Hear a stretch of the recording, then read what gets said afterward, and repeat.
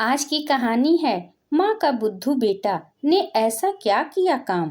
प्रदीप देर शाम को ऑफिस से लौटा तो रसोई घर में खटर पटर की आवाज सुनाई दी। उसने झांका तो देखा कि उसकी माँ बर्तन मांज रही थी। माँ की उम्र हो चली है, वो घुटनों के दर्द से परेशान रहती है। जनवरी का महीना, मौसम बहुत ठंड था। वातावरण में धुंध थी। इतनी ठंड महसूस हो रही थी कि उसके कान सुन्न हो गए थे। वह चुपके से आगे बढ़ गया। अपने बैग को उसने कमरे में रखा और हाथ मुंह धोने बाथरूम में चला गया। उसने गीजर ऑन किया, फिर बेडरूम का जायजा लिया। उसकी पत्नी इंदु रजाई में बैठी टीवी देख रही थी। इंदु एक नंबर की नकचढ़ी, सुंदर और बेहद तेज मिजाज की है। उसे देखते ही इंदु चहक उठी। अरे, आज तो आपने देर कर दी।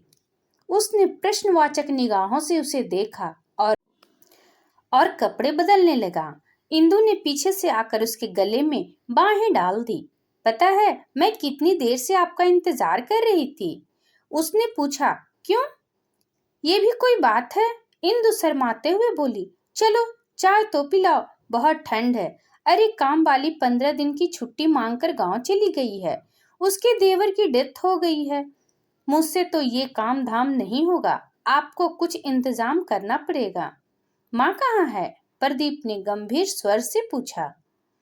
पता नहीं, इंदु ने कंधे उचकाए। मुझसे उनकी ज्यादा बातचीत होती कहाँ है। मेरी बस का नहीं है उनकी फालतू बातें सुनना। प्रदीप सोच में डूब गया। चलो, ये तो बहू है, पर माँ का बेटा भी कहाँ उसका हो गया। पिताजी को गुजरे 20 साल हो गए हैं। माँ हमेशा चुपचाप सारे दुखों को खुद में समेटकर खामोशी से जी रही है। 10 साल का था, पिताजी की मृत्यु हुई थी, पर माँ ने उसे कभी भी किसी चीज की कमी महसूस नहीं होने दी। 25 बीघे जमीन की खेती अकेले संभाल ली थी। इस बात को उसके चाचा और ताऊ जी भी कभी बर्दाश्त नहीं कर पाए थे कि एक औरत उनकी बराबरी कैसे कर सकती है, जिसकी जुबान भी कभी भी उनके सामने नहीं खुलती थी। उन्होंने माँ को परेशान करने में कोई कसर नहीं छोड़ी थी, पर माँ ने अपने आप को बेहद मजबूती से अपने बेटे के लिए खड़ा कर दिया था। माँ कभी भी उससे इंदु की शिकायत नहीं करती है, क्योंकि वो इंदु के स्वभाव से अच्छी तरह परिचित है। जब वह कुछ पूछता है तो मुस्कुरा देती है। आज जब वह कामयाब है, तब भी वो अपनी माँ के लिए कुछ नहीं कर सकता। इंदु को समझाने का मतलब पत्थर पर सिर मारना है। वह रसोई घर में आया। माँ चाय चढ़ा चुकी थी। उसके लिए पीने का पानी गर्म कर दिया था। उसने खामोशी से पानी पिया, पर आज माँ का हाल चाल नहीं पूछा। वह वहीं से तेजी से चिल्लाया कि इंदु, जल्दी से बाहर आओ। इंदु झल्लाते हुए बाहर आ खड़ी हो गई। ये बुढ़िया मुझे पूरे मोहल्ले में बदनाम करना चाहती है, प्रदीप ने चिल्लाकर कहा। इंदु आश्चर्य से उसे देखने लगी। क्या हुआ?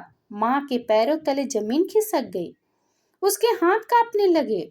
अभी बाहर पड़ोस वाली काकी मिली थी, कह रही थी कि प्रदीप, तुमने तो अपनी माँ को नौकरानी बनाकर रख दिया है।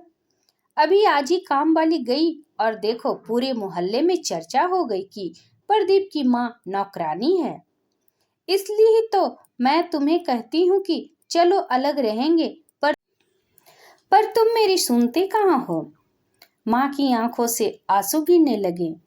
उसने कोई सफाई नहीं दी, चुपचाप भारी कदमों से अपने कमरे में चली गई।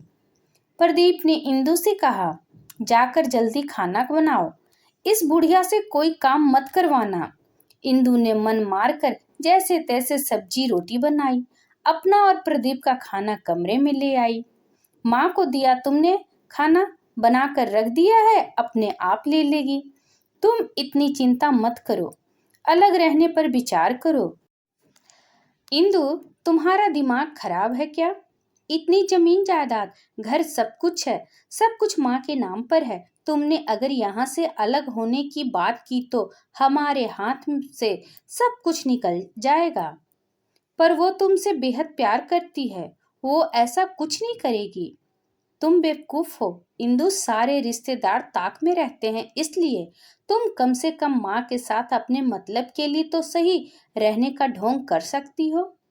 इंदु लालची है, इसलिए चुप रहकर सोचने लगी। तुम खाना खाओ, मैं जरा अभी आया। माँ को खाना देकर आता हूँ, कहीं मोहल्ले में चुगली कर दी तो हम दोनों की बहुत बदनामी होगी। वह रसोई घर में गया। उसने खाना गर्म किया, 2 रोटी और सब्जी थी, प्लेट लगाई और माँ के कमरे में चला गया।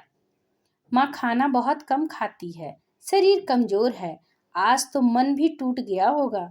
माँ बत्ती बुझाकर लेट गई थी। वो जानता था कि वो सोई नहीं है, बल्कि रो रही है। आज उसे बहुत पीड़ा पहुंची है। उसने लाइट जलाई। माँ, उठो, खाना खा लो। मुझे भूख नहीं है। बेटा, तुम लोग खाओ, मैं सोऊंगी। उसने प्लेट मेज पर रखी और माँ के पैरों में सिर रखकर फूट फूट कर रो पड़ा। माँ हड़बड़ा कर उठ कर बैठ गई।